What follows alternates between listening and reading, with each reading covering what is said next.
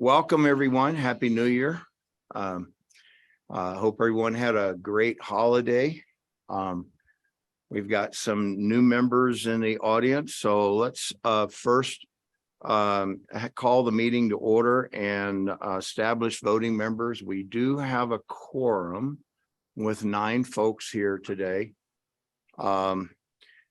And just while we're on that subject, let me just point out that Larry and a couple of the other members that may be online that were members of the HAC, the county's Highway Advisory Committee, are in a suspended state, if you will. The Board of County Commissioners canceled their meeting yesterday, and so they did not approve them.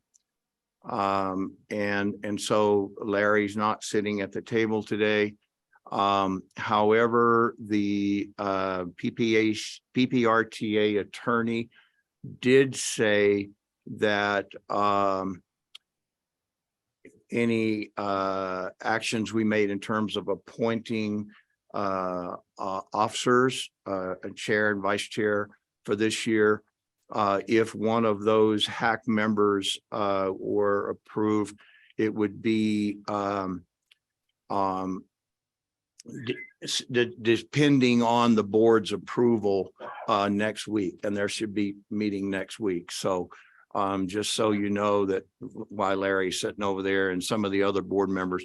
So if we have a vote, they can participate, but if we have a vote, they will not vote on anything going on today. So if we have that kind of thing. All right. So any questions from anyone on that? Great. Okay. So approval of the agenda. Do I have a motion to approve the agenda? Ed, thank you. I have a second. Second. Thank you. All those in favor say aye. Aye. Great. Aye. Thank you very much. Anybody online oppose? All right. Very good. We got a new setup here in the room, so I'm looking at a screen that sees members, and I'll hopefully will be able to. I can't see the big screen, so I've got to see people raising their hands over here if they got it. So let me just start off real quick by reading the purpose statement of the Citizens Advisory Committee of the Pikes Peak Rural Transportation Authority. The primary objective of the CAC is to ensure the capital maintenance and public transportation projects and programs approved by the voters at the November 2nd, 2004, November 6th, 2012, and November 7th, 2017 ballot measures are accomplished with PPRTA funds. The committee reports directly to the PPRTA Board of Directors. All right. Formalities out of the way. All right. So the I would like to also start off by just welcoming, saying goodbye, if we will. We had 4 members of our group not here this year. Carlos Perez, Stephen Hart, and Ryan Bissinger, and Joan Lucia Therese also is not with us. And some of you may have received an email and know that Joan passed away recently. And it's a tragic loss for this community.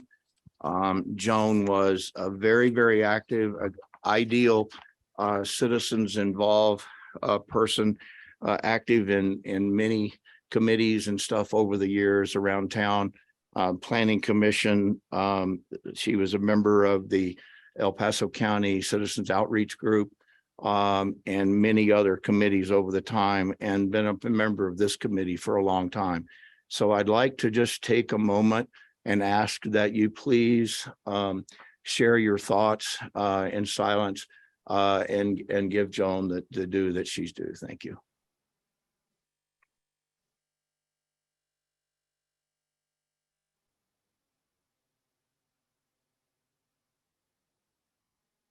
Thank you. She will be missed.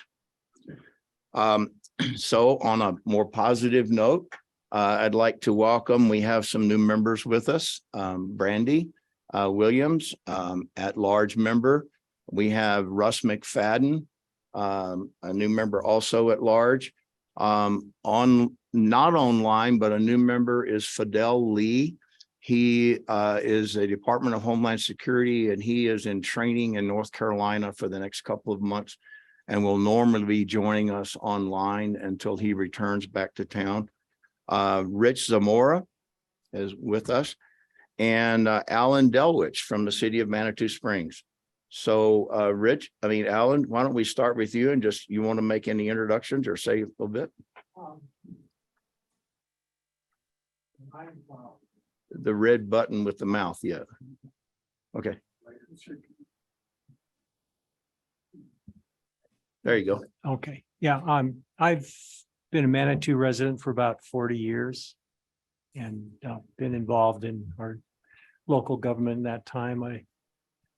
I've been on various boards and commissions, primarily the Planning Commission, which I'm the chair of right now. And so this is just one more thing to get involved in and make my contribution.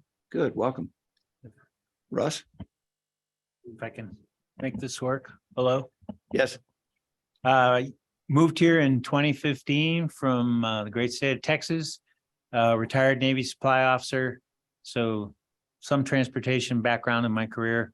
Went on to teach high school, so I'm used to frustration, and I'm glad to be here.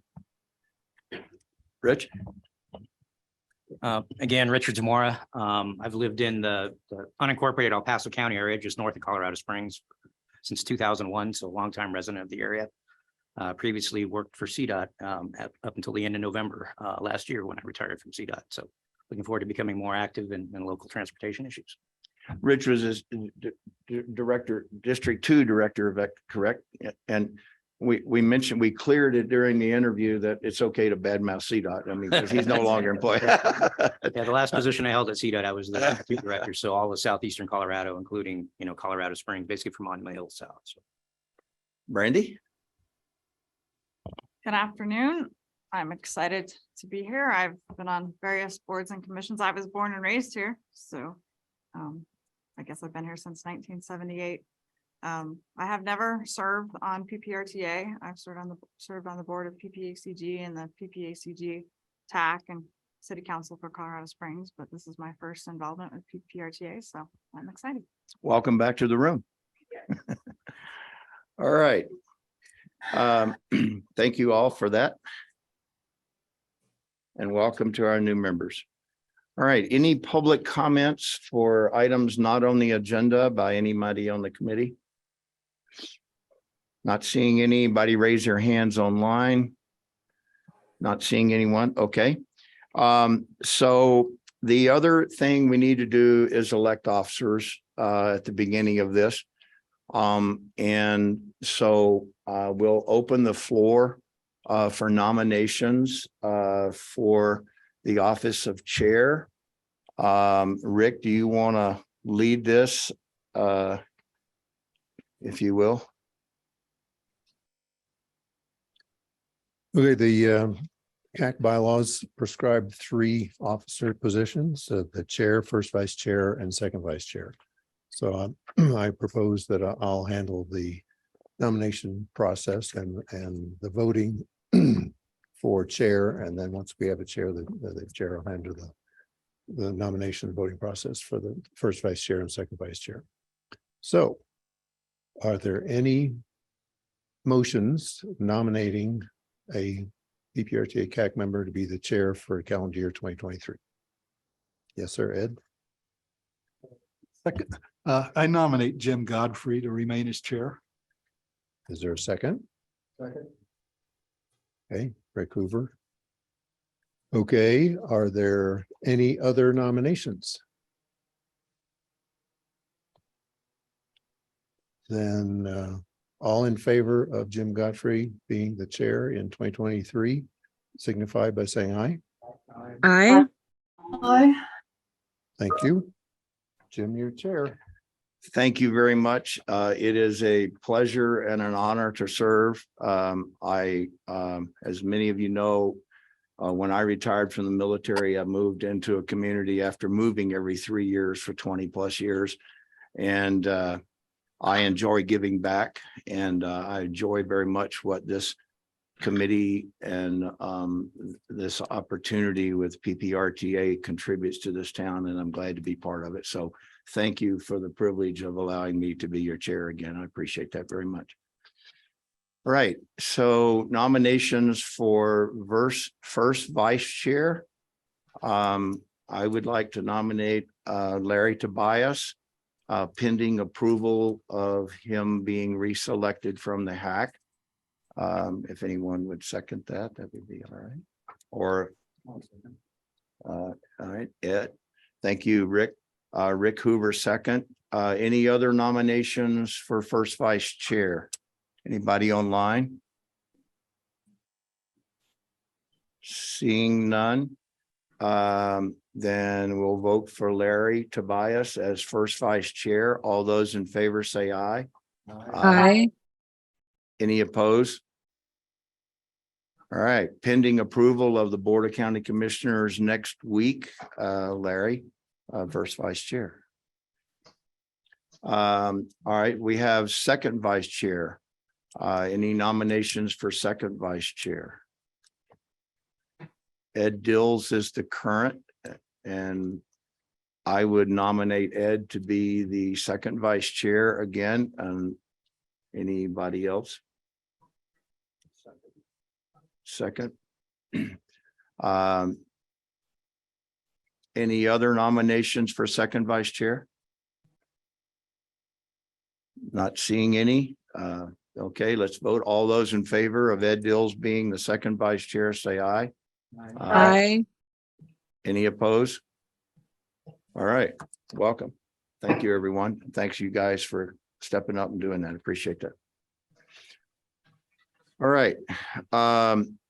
Approval of the minutes from the December 2nd meeting. Do I have a motion to approve the minutes from last month's meeting? I make a motion. Rick Hoover, you make a motion in memory of Joan. Very good. All right. Have a second. Ed, second.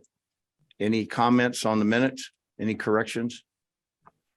All those in favor say aye. Aye. Any opposed? Okay, minutes approved. Thank you. Lisa, financial report.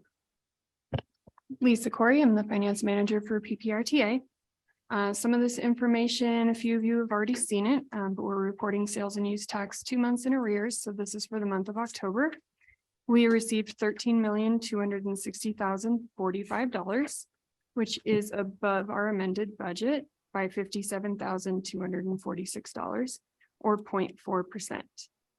For the year to date, we are over the amended budget by $1,186,925. And compared to October of 2022, our revenues compared to 2021, our 2022 revenues exceeded by $838,987. Anyone have any questions on these? Any questions for Lisa? So looks like based on the paper and some of the news reports and from the city, looks like we had a good November and December from a tax standpoint. So we would hopefully maybe we don't fall below the line and go back above it again. You heard the same We thing? should, Okay. yeah. Very good. All right. Thank you, Lisa. Appreciate it. Yep, no problem. All right, item number 7A, capital maintenance and public transportation contracts, city, Ms. Gale.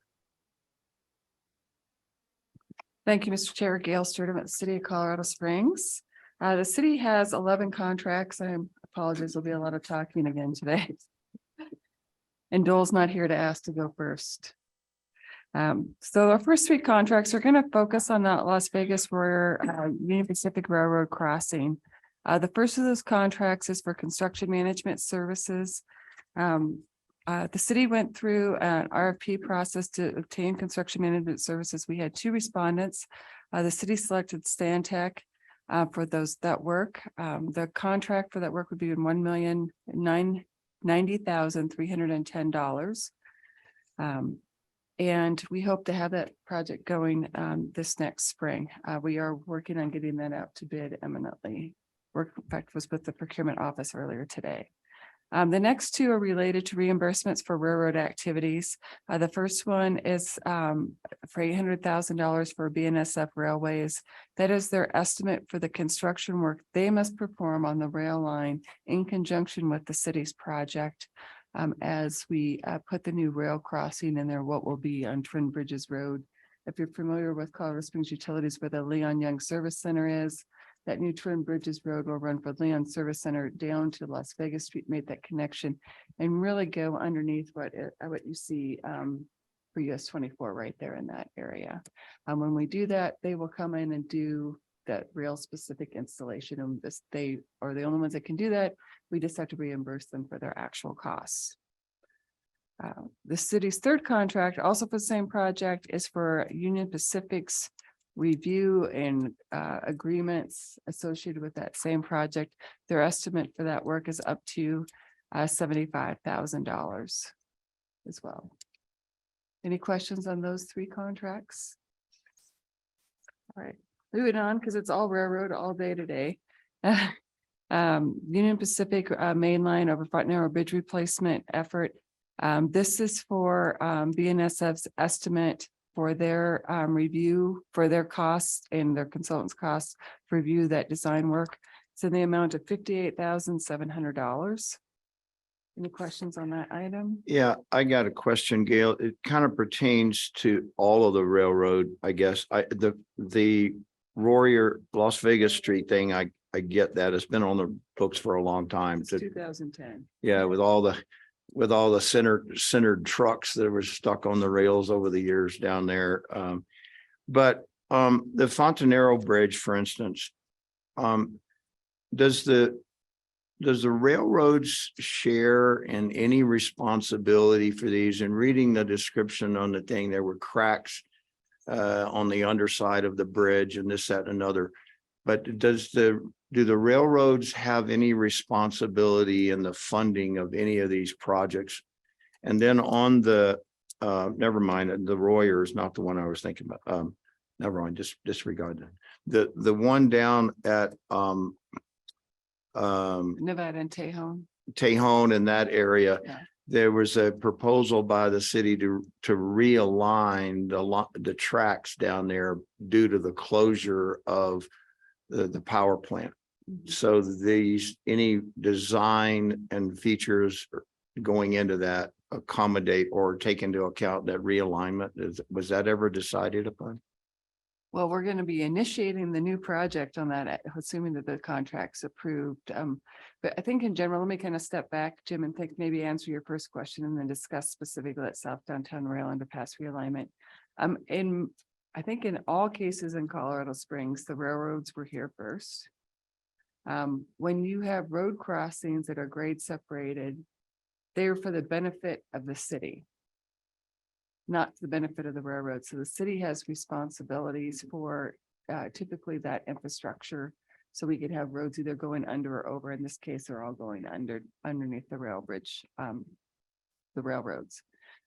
Today, the agreements they use, they have either construction and maintenance agreements, or there's longer term licensing agreements that really lay out who's responsible for what kind of activities.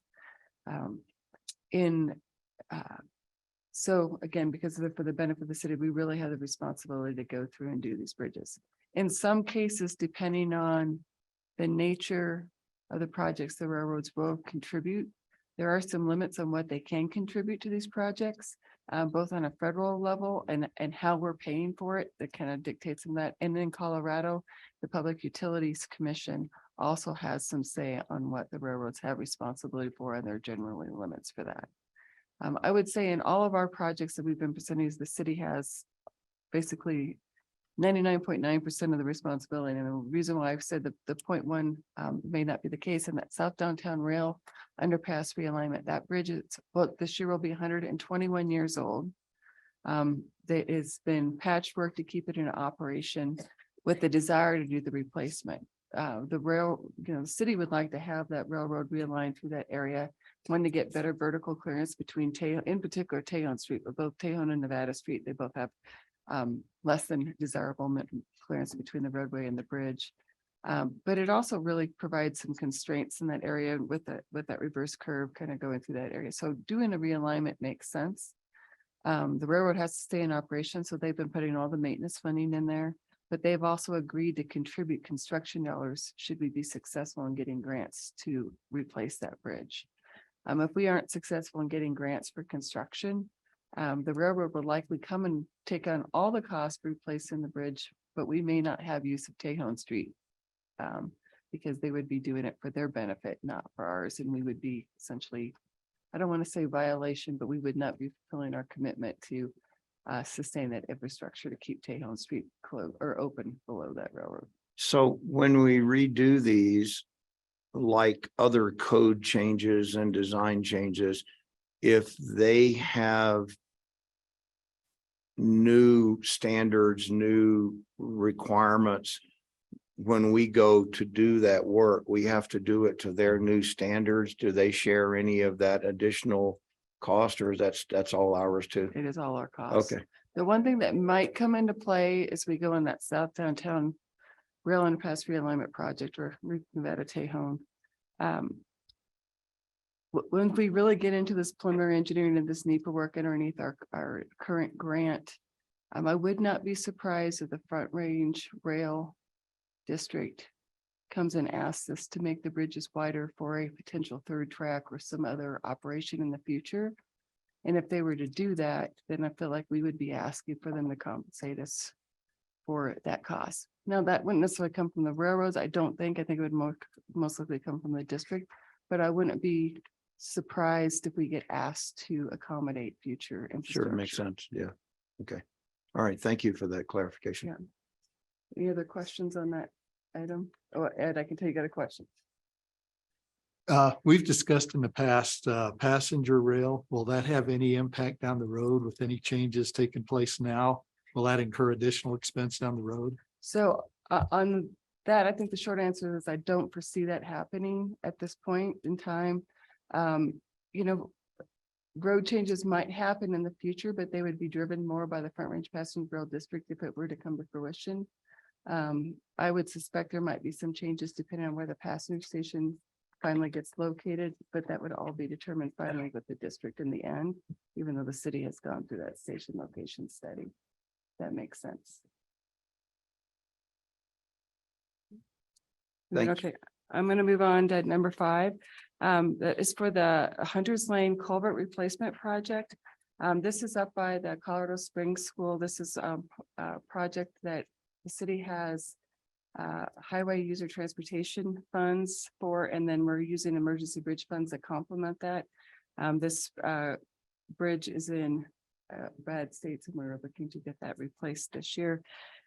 Yes, it is this year, 23. This is for a design consultant changes for Alfred Benish and Company for some easement staking, some plan revisions, basically associated with drainage and some engineering services during construction. The amount for this change order is $29,460. Contract number 6 is for the city's structures in the right-of-way program. We started this program in 2021 where we selected Collins Engineering through an RFP process. And when we laid this out, this program was intended to cover 3 tasks over a 4-year period, assuming budget was available. Last year, they did complete all the inventory work, which is part of phase 1. In 2023, we are looking to do phase 2A or half of the condition assessments. And to complete that work, the cost would be $320,514.23. Questions on that item? Okay, monument survey. The city uses on-call survey contractors as needed to reestablish control for projects that where we are doing the work or reestablishing survey monumentation that is needed. The city went through an RFP process. We had 5 respondents. The city is selecting to put an on-call contract in place with all 5 respondents. It's gonna start off with a $0 value with an anticipated budget of up to $20,000 that may be assigned as needed throughout the next year. There are 4 option years available on these on-call contracts after this RFP process. Yes, So is another word for monument survey markers? yes. Okay. I gathered that, but I didn't know. Yeah, these are when we say the monuments, these are the ones that have to be certified by the PLS or a professional licensed surveyor. Thank you. Very important for horizontal control. And unfortunately, they get taken out. Yes. Contract number 8 is the second part of a renewal for time extensions for our on-call contracts.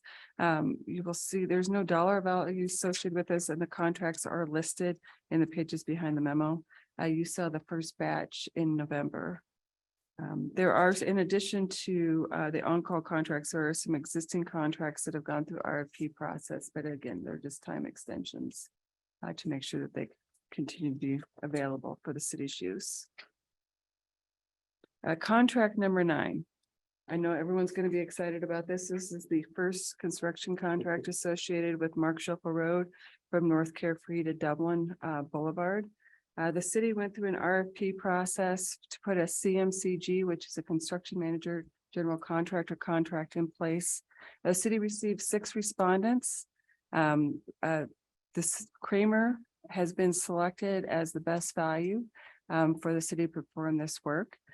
This first contract is just to begin pre-construction coordination with the city and with our engineering consultant Wilson and Company, and to help start pre-ordering some long lead time materials and to get that going. So this initial contract will be for $1,727,982.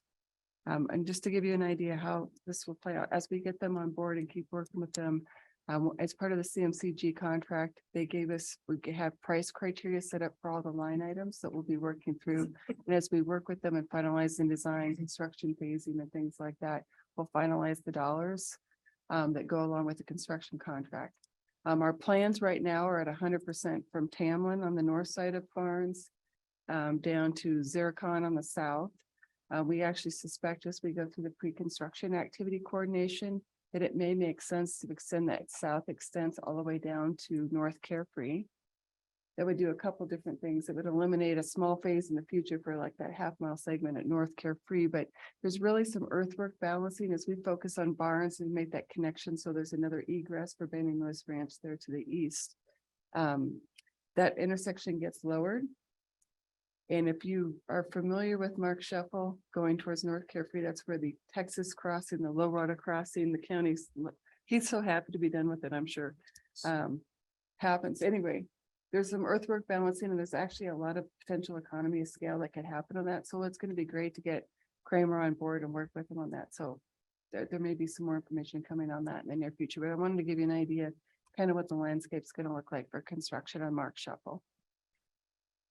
And I will mention on this first contract with Mark Shuffle, this first contract is going to be funded solely by developer contributions the city has on hand from the Bending Lewis Ranch. We had just over $2.7 million available for that.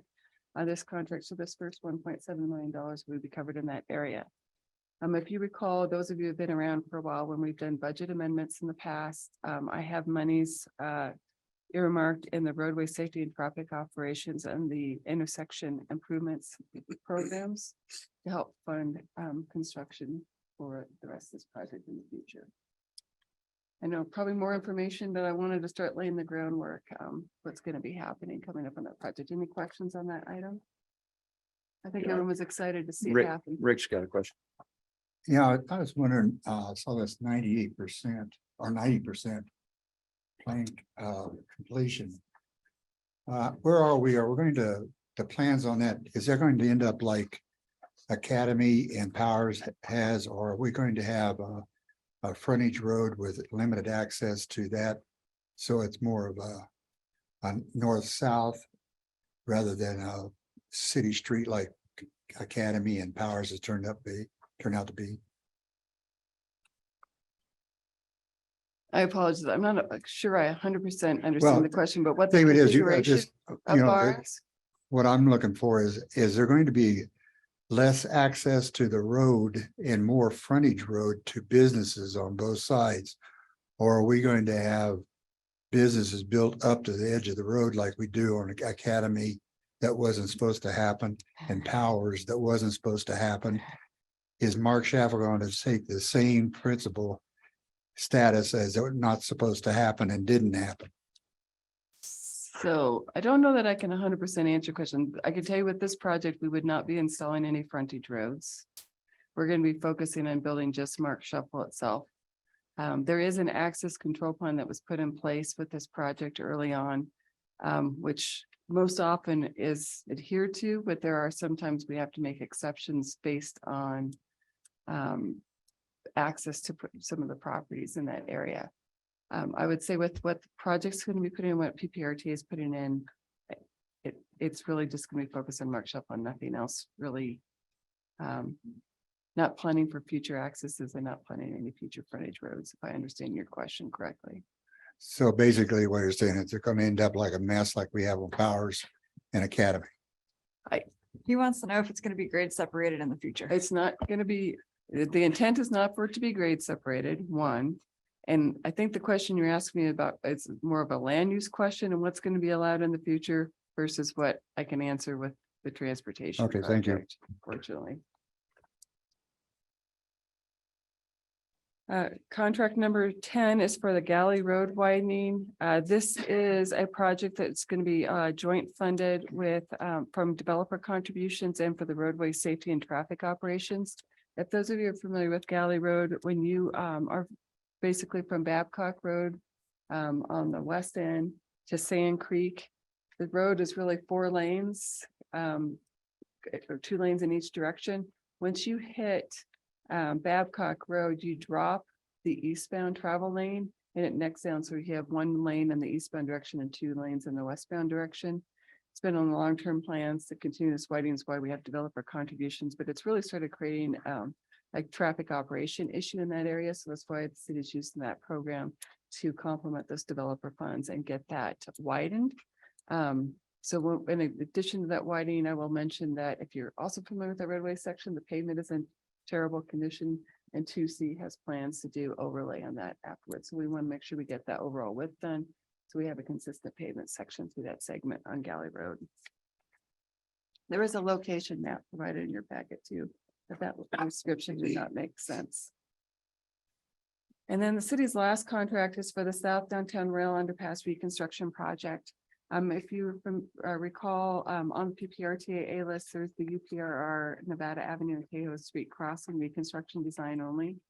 There had been an alternative analysis and some initial engineering work done previously, but as if those of you have received the briefing on the project in the past, you'll know that construction cost for that work is extremely high. And it's nothing that really PPRTA or the city can handle on their own. So we've been going at pursuing federal grants. The city was successful in receiving a fiscal year CRISI grant, which is a railroad specific federal grant program to do preliminary engineering and NEPA work to really federalize the program. The great news is because we got that first grant, the FRA recognized the benefit of that project. So we're hopeful that we'll be able to get funding for construction to finalize the engineering plans and then construction in the future. With that first grant, we were awarded $2.5 million. And this city and PPRTA committed a local match of up to 1.3 or a minimum $1.3 million for that cost, and it's been included in my budget. This initial contract is for the preliminary engineering and NEPA work that I mentioned. The city went through an RFP process. We did, however, have just 1 respondent. So we went through a lot of due diligence to make sure that was in the city's best interest. Instead of going back out and recompleting the project. But because we had a lot of outreach and we had very good participation, in particular in the the pre-proposal activities, both the city's procurement office and the Federal Railroad Administration felt like it was in our best interest to award this contract to HDR for this efforts. the initial contract value, we're finalizing those dollar amounts. We're actually in a time crunch with the FRA to get this project started. We know our not to exceed value of the contract with HDR for this initial effort is $3.2 million. Assuming that's what the contract value is and the reimbursement underneath our grant, the PPRTA exposure for that contract would be $1,094,400. This is a very complex project, so if there's questions, I'd be happy to talk about them now, or if you've got things that come up later, I'd be happy to discuss them. But the good news is, this is an exciting project to really take another big step moving forward, so we're excited to get that going here shortly. I don't know the protocol. Do I get your attention if I have a question or? Here, just raise your hand or, yep. Given that it is such a complex project, any ideas why only HDR responded? And I know it's just speculation at I this do point. have an idea. Okay. You know, there was actually tons of interest by a lot of different consulting firms. You know, the incumbent had been FHU. They had done the alternatives analysis and then some preliminary design work. But HDR's team, they partnered with FHU, and they also partnered with Basis Partners, and they also partnered with TRS for the land acquisition, and they're one of the few that the city would use for a federally funded land acquisition. My guess is, I was a consultant for 19 years. My guess is that these other consultants, although they were very interested in the project, they did a go, no go decision whether or not to invest on pursuing the project.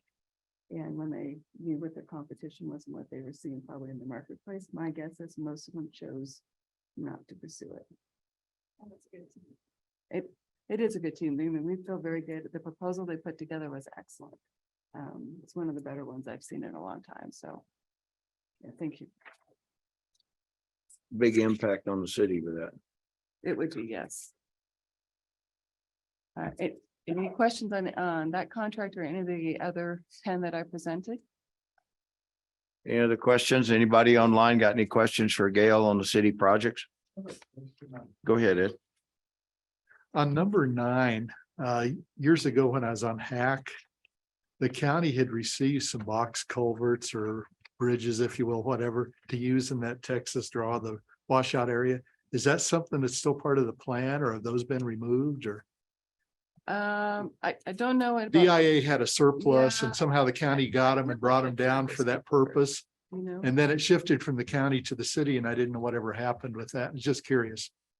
That I don't know. This is I know we have an entire yard full of used concrete structures. I don't know if that.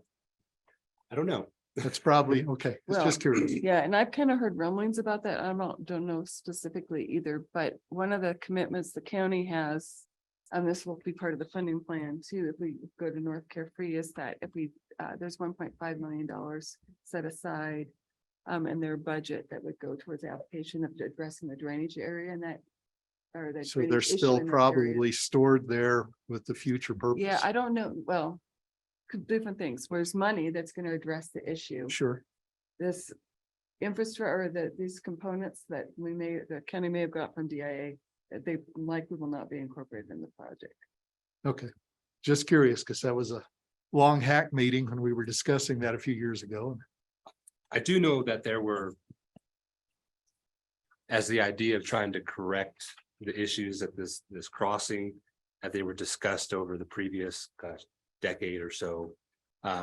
Different iterations of what those plans look like. They changed and they evolved. At one point, the box culvert was an option. So it's possible, I don't know for sure. It's possible they got those culverts.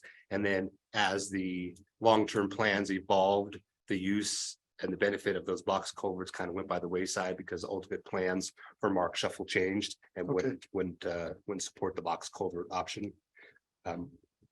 Speculation, maybe a little bit on my part, but I think that's what might. I was just curious. I mean, Yeah.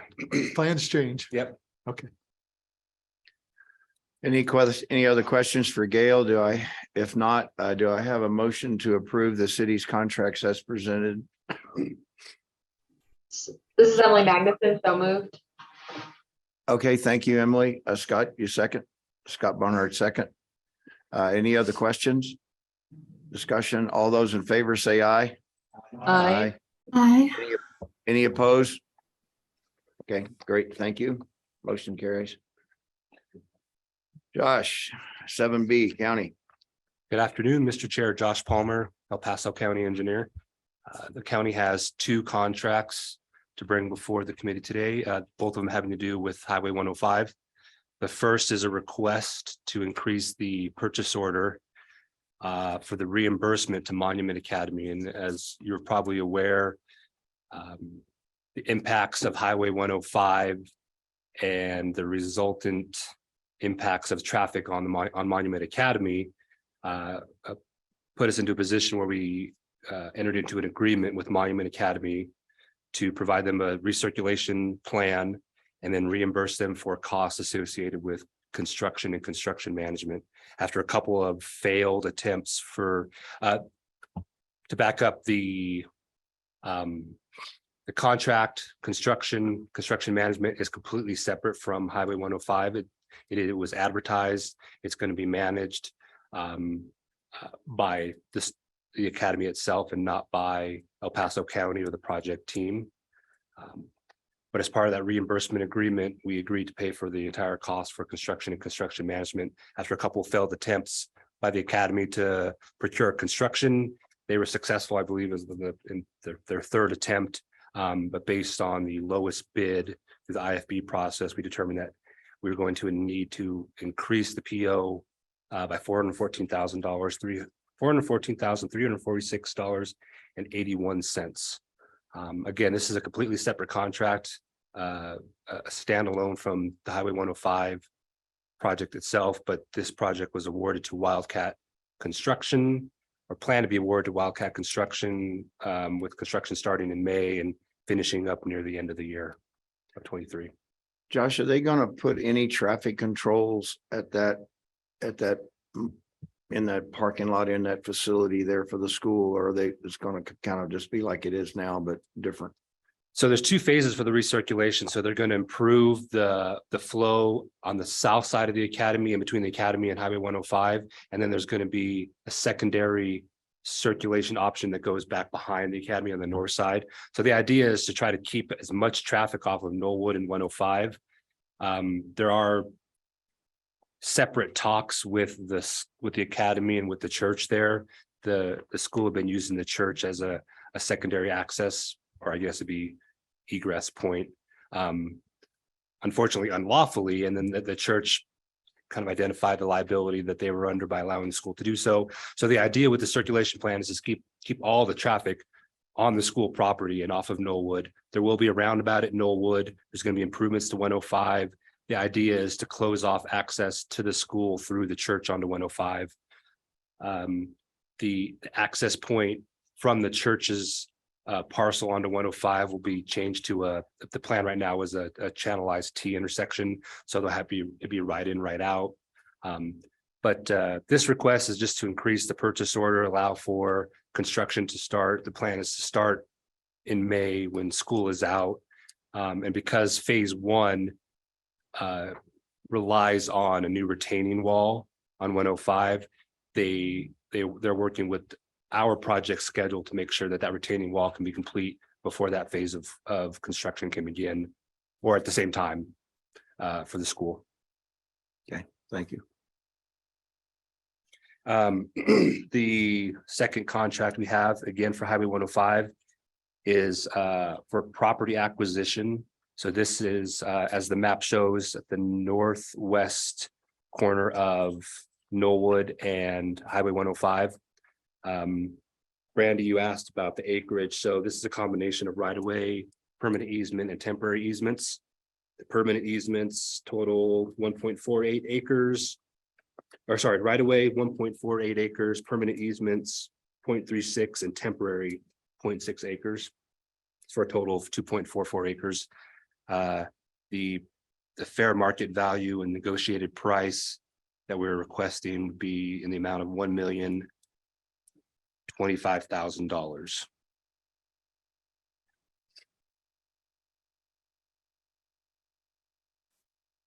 Okay. And I'm available to answer any questions. This unfortunately is I could probably say this a lot about property acquisition, but this project cannot move forward without this project, without this property. There's mouse habitat there. This is the only location that the Preble's jumping mouse is in this area. So this is the only location for this pond. And I know we've talked in the last couple months about the impacts to inflation and long-term planning. As a bit of an anecdote, if we had tried to acquire this property when we estimated this project prior to PPRTA 2, we probably could have got it for half or a third of this price. So property acquisition is definitely one of the biggest unknowns when we're planning a decade in advance, and this is evidence of that. Much money we spent on the purple jumping mouse over the years. Any other questions for Josh on the county's projects? Anybody online? Yeah, I have a question. Okay, Brandy. Do you already have the property in the middle of that temporary easement 17? No, this is all part of the, Okay. it's all part of the property acquisition. Yeah. But I'm assuming only the colored portions are ones that you're acquiring. Yeah, correct? the colored portions are the ones that we're acquiring. Yeah. So who owns the land inside the turquoise? Does that make sense? You've got Oh, a I see what you're saying. permanent easement on the outside and a temporary easement. Do you already own that land in the middle of the turquoise? I know it's probably a dumb question, but I was just curious. I don't have the answer to that. I could get that answer for you. I don't know. I just don't know. Yeah. If you're gonna come back later and say, well, we got that, but we need to buy all those. I with the tree believe those are easements that are necessary during construction. So they have the two tiny takes, 17A and 17B. I believe one of those is relative to the, pedestrian improvements, and then the 17B would be takes for the roundabout. I believe the temporary easement 17A and the permanent easements are for construction and access for what's going to be required for right of way 17 Rev 2, the big red portion. Yeah, it's just curious because it looks like it's surrounding that area of trees. Yeah, that is a great question. And I'm trying. Okay. I'm not saying I know the answer or have the history, but it's just, I'm just wondering what that portion of land is going to be used for. And maybe you're building accesses on those permanent easements in the purple. Yeah, the purple is going to be, I know that's going to be for permanent access to where the pond's going to be in the red section. In the red, yeah. Yeah. I just- The temporary, I believe, is just going to be for construction access. Yeah, I don't know if we actually already own, or if we did, we just don't need that giant piece in the middle. yeah, I just didn't know if you'd be coming back later, or you're still in the process of negotiating that. No. I can tell you that's what we Whatever it need is, it's from the done. McGuire Trust is all encompassing Okay. right here. Yeah. Okay. There will be unfortunately a lot more property acquisition as we move east. So I think, fortunately, I think we started at the high end, and everything's going to get cheaper as we go. So I set the bar really high here. That's good. Yeah, but everything we need from the McGuire Trust is accounted for here. Let me look, yeah. No, apparently my GIS stops at 105. Well, then I can probably look at it. I can answer that question if you want to Answer wait, my question. or I can No, provide it later. We can vote on this. Okay. Just, I'll look it up. All right, any other questions for Josh in the county? Not seeing any. Do I have a motion to approve the county's projects as presented? Craig, okay, have a motion. Second? Second, Scott. All right, any other discussion? All those in favor say aye. Aye. Any opposed? Okay, motion carries. Thank you. Thank you. All right, 8A, City of Colorado Springs Transit Services. Good afternoon. Good afternoon, Land Rail Transit Administrator, Acting Transit Services Manager. What you have in your packet is our monthly report on the ridership. In November, we provided 175,901 trips on the local fixed route service, which is higher than November 2021, but still lower than pre-COVID.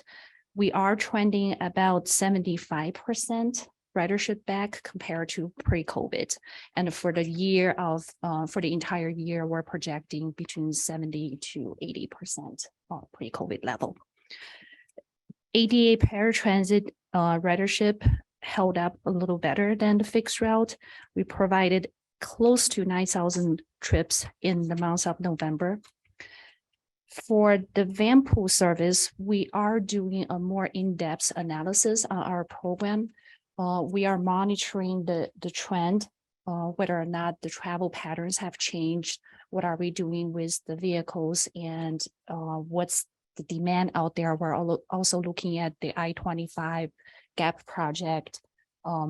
Currently, it's still free, but we are monitoring the situation and analyzing the program. So hopefully we'll have more information for the CAC and the board in the following months.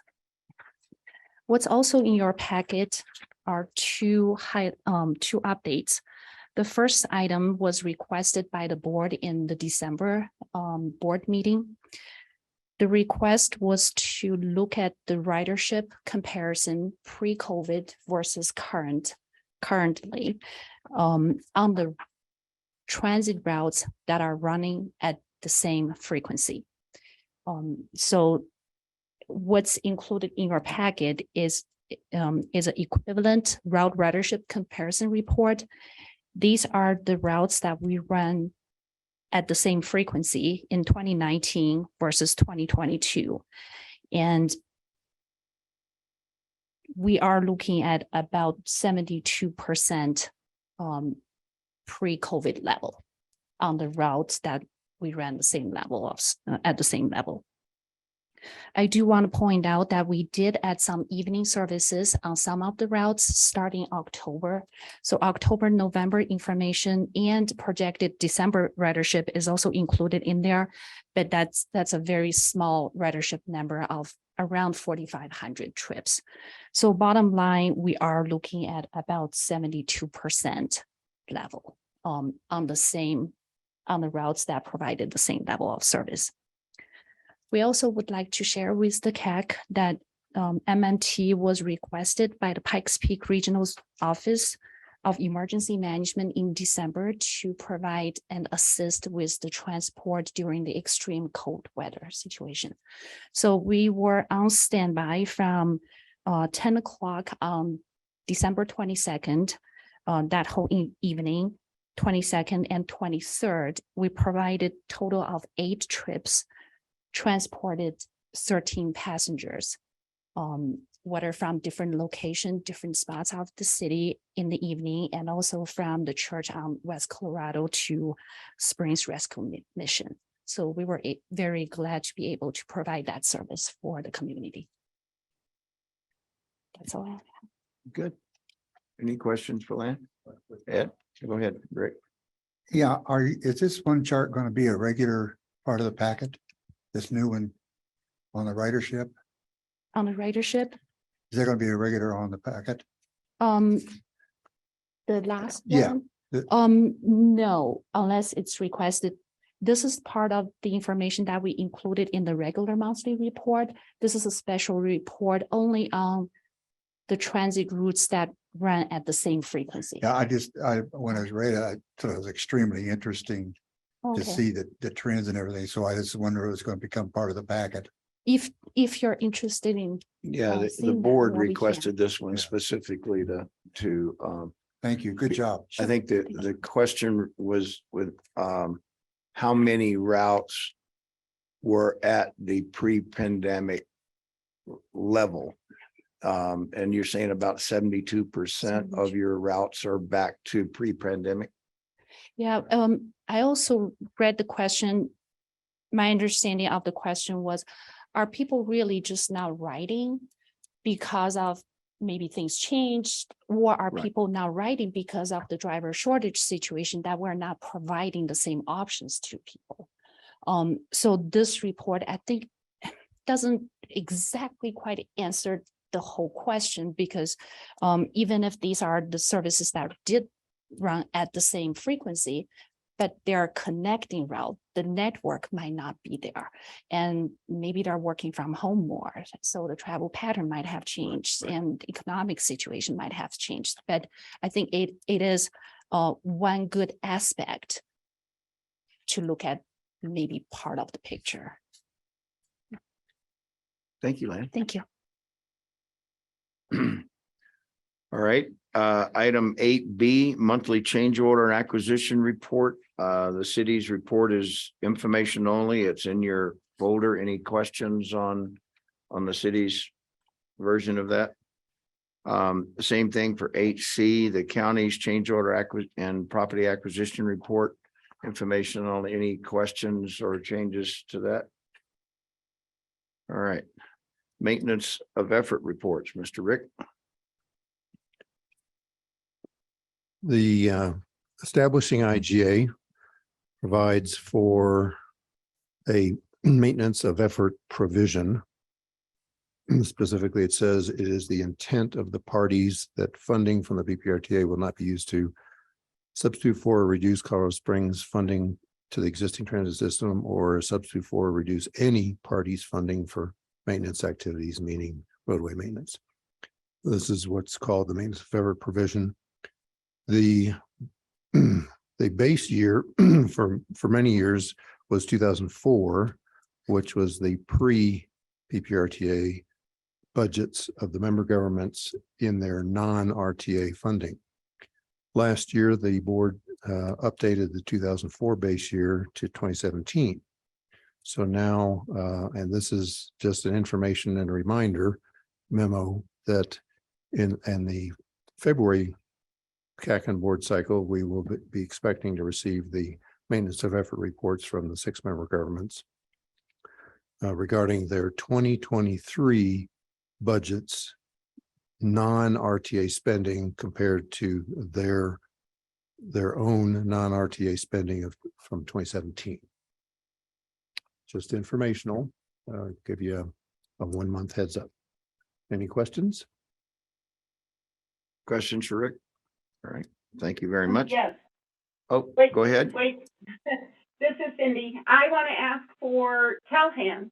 Do we also use 2017? Good question. Let's explore that. Why not? Okay, It could be 2022 or it could be 2017. I don't honestly care. I think we're fine either way, but I remember when Rayma joined, we used 2008, the year we Yeah. joined. Yeah. So I wondered if Calhan would be the same. Good question.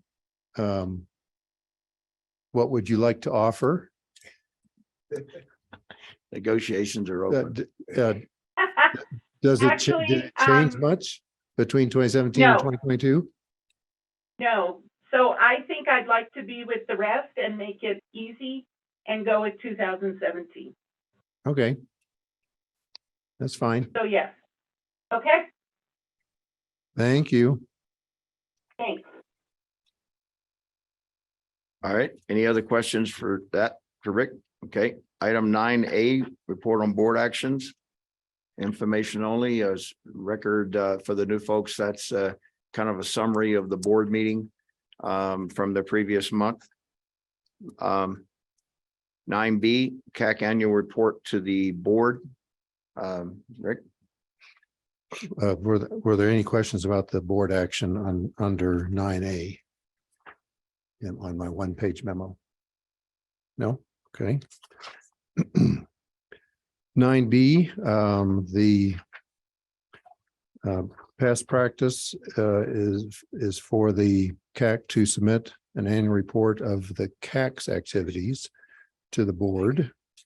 And there's a draft that I have prepared and Jim has modified, Chairman Jim. So it's now before the CAC for review, revision, and approval to submit to the board for their meeting next week. Any comments, any revisions? Excellent job. Yeah. I will probably just apologize in advance for being born as an engineer and sadly staying that way, but have we picked whether it's PPRTA 1 or first iteration of PPRTA or second PPRTA or then PPRTA with a 3? I figure we're gonna do this hopefully until I'm dead. So if we have a PPRTA that's either Roman numerals or numbers, I just like consistency. I don't care which one it is. My proposal is -1, -2, -3, PPRTA -1, PPRTA With a number one. with and a number two and one, three? number Okay, one, so yes. there's a few different versions in here, Okay, but again, I I- don't care which one, but I think we're all looking forward to PPRTA 4. So whether it's a Roman numeral or a number 4, again, I don't care, but whatever it is. Got to be consistent. I think, Yeah, Jim, good. you should set the stage, whatever it is you want. Good, Stick it in the Good center. catch. No, that's fine. I'm okay with Roman numerals or I'm okay with numbers, so it doesn't matter to me. What was on the ballot? Was it a number or a Roman numeral? neither.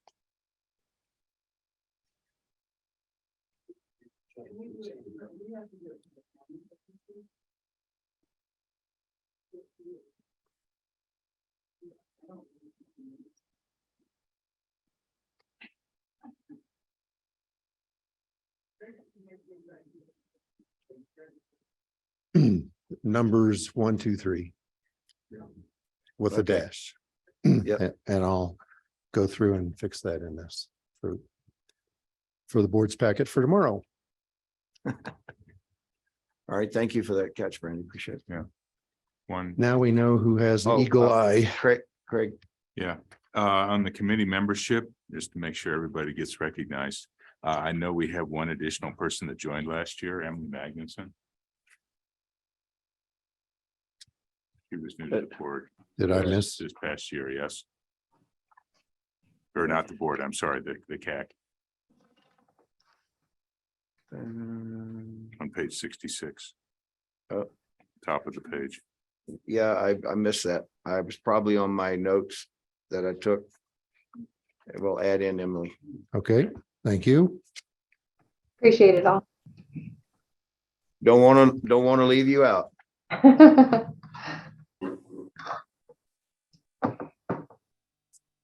All right. Any others? Or any others? Yeah.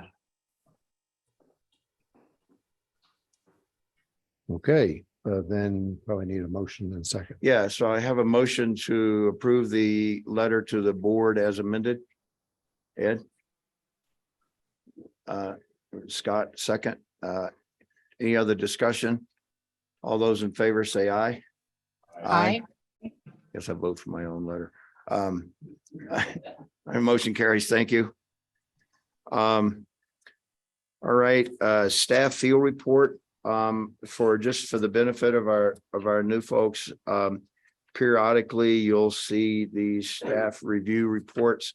What those represent is Rick, the member government submitting their completed work, and Rick drives around and makes sure that they did what they said they were going to do, and verifies all that stuff. And so that's what's in this report. Quarterly, you will see a report from the member governments that cover the project details and their status in fairly detailed, a nice thick document. That I kind of use that or refer to folks as that if any of your constituents or anybody has any questions, that's your go-to document for the status of a project that you may or may not be familiar with. But the staff spend a lot of time putting that together with pictures and updated status and whatnot. So these reports are there to provide the citizens and ourselves an update on what's being done and verified. So thank you for doing that, Rick. Any questions on that report? It's just a drive around windshield survey. I don't get out and walk under bridges and check for cracks or anything. So. Thank you. All right, thank you.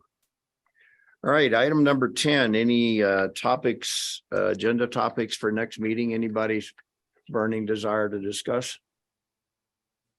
Okay, Gail.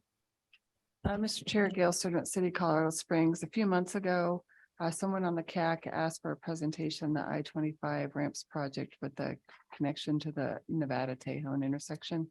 I'm planning on bringing that next month unless you give me some further direction. Okay. That's a result of that study and all that. Yeah, area. they've done their alternatives analysis so that he'll be able to come in and show you what they're planning on doing. Great, good. Okay, thank you. Okay. Okay, under communications, a thought occurred to me as I was working on stuff this week. We've had a really good job of all of you engineers that work for various firms, recusing yourself when your company is involved in a contract with the city and this kind of stuff. We've added 3 or 4 more.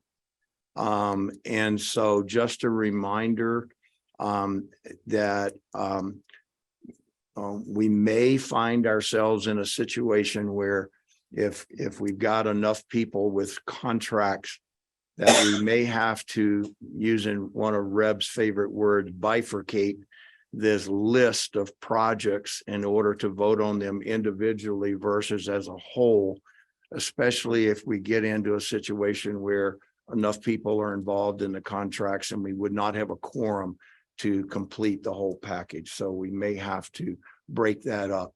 So just keep that in mind, that if you're involved, whether you're on the project or not on the project, to be on the safe side, if your company's involved in a project, please state that for the record and recuse yourself from the vote so that we don't get into a perceived conflict of interest. We've done a really good job. All of you have done a great job over the course of time doing that. Just a reminder that we need to make sure we continue to do that. So thank you for your cooperation on that. All right, any other, Rick? The board meeting next week is on Zoom. If you want to participate, I've done it a couple of times. I haven't been able to participate, but at least you can watch. So if you want to see what they do in the board meeting, just go to Zoom. Great, thank you. Any other comments from anybody? Your last chances? Thank you all for participating, and those online, thank you for your time. I see that we've been joined by Fidel, yes? All right, Fidel, Yeah. welcome. Yep, thanks. You're welcome. Thank you. I guess Look so. forward to getting you get back in town. Sounds good. Me too. All right. Thank you. That'll be all. A meeting adjourned. Thank you.